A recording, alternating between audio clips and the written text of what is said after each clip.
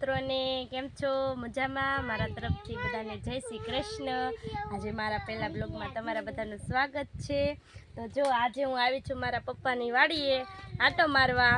તો છે ને અત્યારે તો કોઈ દેખાતું નથી, બધા કપામાં હશે, એટલે જો હું તો આવીને પહેલા ખુશ જ થઈ ગઈ, કારણ કે 8 વર્ષ પછી હું આજ વાડીએ આવી છું એમ। તો મને મજા આવે। આમ નાનો એવો આવડો આ છે ને ગુંદો હતો, અત્યારે કેવડો મોટો થઈ ગયો છે। અને આ બધું કેવું કેવું હતું, 8 વર્ષ પછી મારા પપ્પાની વાડી આવી છું।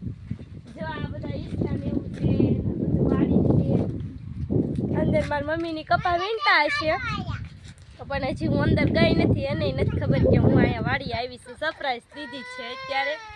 અને આ જો હિયાશભાઈની ઈસકા ખાય છે, અને જીવબેન ખાટલે બેઠા છે, અને મારા વરણીબેન પાછા હિસકા ખાવા માંડ્યા છે એમ। તો કેવી લાગે છે મિત્રો અમારી વાડી તમને? તો કોમેન્ટમાં જરૂરથી કહેજો।